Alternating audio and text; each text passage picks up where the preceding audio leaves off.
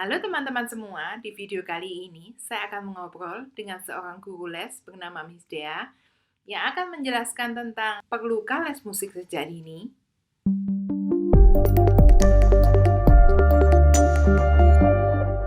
Ini Miss Dea, saya mau tanya nih ya, kan sekarang lagi Ya, musim les musik, les musik bagi anak-anak nih, anak-anak yang kecil-kecil itu kadang sudah dileskan. Nah, menurut Miss Dea itu kira-kira usia berapa sih yang cocok untuk anak-anak mulai les musik? sebenarnya gini, karena kan musik ini pendidikan informal, termasuk pendidikan informal ya, jadi nggak ada waktu khusus dan waktu yang benar-benar tepat usia berapa, itu nggak ada yang pasti. Cuman maksudnya sebenarnya untuk mengajarkan secara global ya ini, nggak cuma musik aja, secara global mengajarkan apapun itu paling bagus itu di usia antara 0 sampai 5 tahun. Kalau orang-orang bilang mungkin terkenal dengan sebutan golden age, Ya.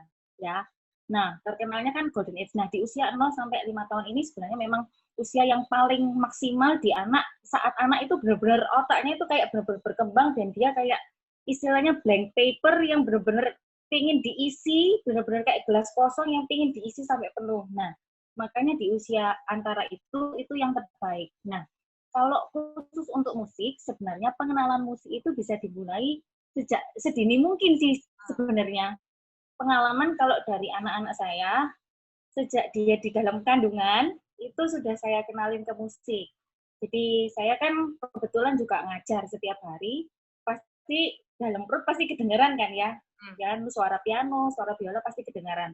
Dan di sela-sela saya berhenti ngajar waktu senggang gitu, biasanya saya juga dengerin pakai headphone di perut, terus saya juga sering bersenandung begitu.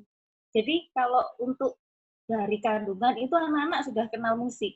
Nah, sejak lahir, mereka udah mulai lahir itu, saya biasakan mereka dengar lagu setiap mau tidur.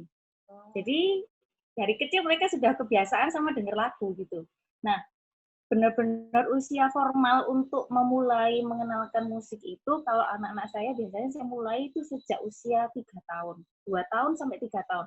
Kalau 2 tahun sampai 3 tahun ini kita targetnya bukan yang sudah bisa langsung main piano. Waduh, itu kalau untuk saya pribadi sih itu mungkin terlalu terlalu apa ya, expect too much lah istilahnya, terlalu tinggi standarnya. Kalau bagi saya sendiri, bagi saya pribadi, di usia segitu saya ingin mereka itu belajar mengenal musik, belajar, oh ini toh yang namanya musik itu seperti ini. Bahkan dari lagu pun mereka juga bisa seneng, mereka juga bisa having fun dengan musik. Nah, itu usia segitu itu lebih tepat. Tapi kalau untuk belajar yang lebih serius, di mana mereka sudah mulai mengenal not, itu dan lain sebagainya, itu sebaiknya dimulai kalau anak sudah bisa mulai belajar menghitung, seperti itu. Karena kan mereka sudah mulai belajar tentang ketukan, one, two, three, four. Nah, kalau mereka sendiri masih belum bisa angka, maksudnya masih belum bisa mengerti hitungan one until five or at least one until ten, mungkin prosesnya untuk mengenal musik bisa tetap jalan, cuman prosesnya mungkin lebih lama, progresnya jauh lebih lama dibanding yang mereka yang sudah bisa angka. Nah, kalau musik sendiri itu apakah ada pengaruh terhadap tumbuh kembang anak? Kalau berdasarkan pengalaman Miss Dea mungkin? Ya, jadi gini ya, sebenarnya kalau dari pengetahuan yang saya pelajari selama ini dan pengalaman yang sudah saya lewati, anak itu mempunyai 8 macam kecerdasan. Jadi salah satunya, misalnya saya sebutkan sedikit, misalnya ada kecerdasan linguistik, kecerdasan matematik, ada juga kecerdasan yang dinamakan kecerdasan kinetik, ada juga yang salah satunya adalah kecerdasan musik. Hmm. Nah, jadi memang setiap anak itu memiliki 8 kecerdasan itu. Dan setiap anak pun nggak bisa kita samakan. Yang ini, yang si A misalnya, dia sangat sangat maju di kecerdasan kinetik misalnya. Ada juga anak yang sangat bagus di kecerdasan linguistiknya. Ada juga anak yang bagus banget kecerdasan musiknya. Nah, kita nggak bisa nyamain satu anak dengan anak yang lainnya. Cuman memang musik ini sangat amat berpengaruh untuk anak-anak. Dan karena anak itu mempunyai 8 kecerdasan, yang salah satunya adalah musik. Nah, itulah tugas orang tua untuk menstimulasi. Jadi 8 kecerdasan ini memang seharusnya sebaiknya distimulasi secara baik. Nah, karena termasuk salah satunya 8 ini termasuk musik, jadi ya sebaiknya distimulasi juga seperti itu. Dan maksudnya stimulasinya ini nggak harus kayak misalnya dileskan atau harus ya apa ya, istilahnya harus dijadikan benar-benar expert musik, itu enggak juga. Karena kita pun juga harus apa ya, meneliti sebagai orang tua, harus lihat juga anaknya ini sebenarnya menonjol di kecerdasan yang apa.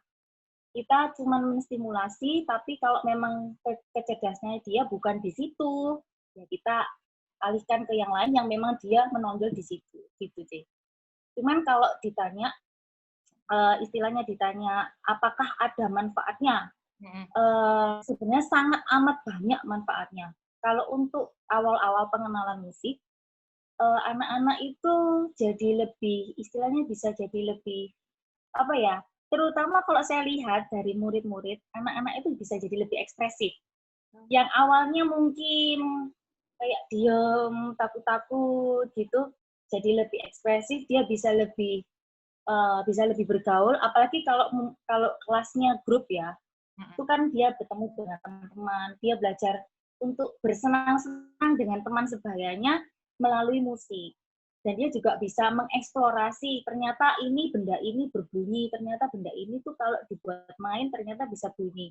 Dan nggak cuma itu, kalau di sekitarnya juga dia melihat benda-benda yang bisa dia ketuk atau dia mainkan ternyata bisa bunyi. Nah, dari sana dia bisa mengerti, oh ternyata musik itu enak ya. Terus kalau di saat nanti step selanjutnya, kalau sudah mengenal musik, kalau sudah mulai, istilahnya sudah mulai sayang lah sama musik, jatuh cinta sama musik, sudah mulai bisa main lagu misalnya nih, progres selanjutnya. Nah, di saat sudah mulai bisa main lagu, dia merasa puas, merasa senang, wah enak juga ya ternyata. Nah, jadi sangat banyak manfaatnya selain untuk anak-anak itu menjadi lebih ekspresif, lebih senang, istilahnya lebih ceria, seperti itu. Kalau untuk tingkat yang lebih tinggi, musik ini sangat bermanfaat untuk kecerdasan emosional terutama sih. Jadi kan karena kan kalau waktu belajar musik itu contoh simpel ada bagian tertentu, misalnya bagian tertentu itu suaranya keras dan harus mengalun. Terus kemudian di bagian tertentu lagi suaranya harus lembut dan harus misalnya lompat-lompat lagunya. Nah, itu kan gimana caranya mengeluarkan dari sebuah alat yang istilahnya benda mati, tapi bisa bunyinya jadi mengalun dan bisa kayak lompat-lompat begitu. Nah, itu kan harus pakai emosi di dalam yang mengarahkan anak-anak, juga mengarahkan otaknya untuk memerintahkan motorik halus dan motorik kasarnya, supaya bisa mengeluarkan suara seperti itu. Jadi itu kecerdasan musiknya juga diolah, dan kecerdasan yang lainnya juga diolah, termasuk juga kecerdasan, termasuk juga emosionalnya, kayak gitu. Jadi sebenarnya musik ini benar-benar banyak sekali manfaatnya. Nggak harus anak itu bisa main alat musik, tapi misalnya mau menyanyi, seperti itu. Jadi benar-benar sangat bermanfaat sekali untuk kehidupan anak-anak, perkembangan anak-anak terutama. Nah, biasanya kalau les musik itu mulanya itu kan kalau usia dini banget kan tadi seperti yang dibilang nggak langsung main alat musik. Nah, kalau Ya, sudah tahu notnya kayak gitu-gitu sudah bisa baca tuh apakah selalu dimulai dengan piano atau gimana ya? sebenarnya gini ya, Bu. Karena kan piano ini alat musik yang paling sederhana. Jadi saya sarankan dari pengalaman saya, kalau misalnya anak-anak mau belajar musik pertama kali, alat musik ya terutama, untuk main musik, alat musik itu sebaiknya sih main piano dulu. Karena piano itu gini, kalau kita pencet satu nada, misalnya nada C atau Do lah, Do, ya sudah, bunyinya paten Do itu aja.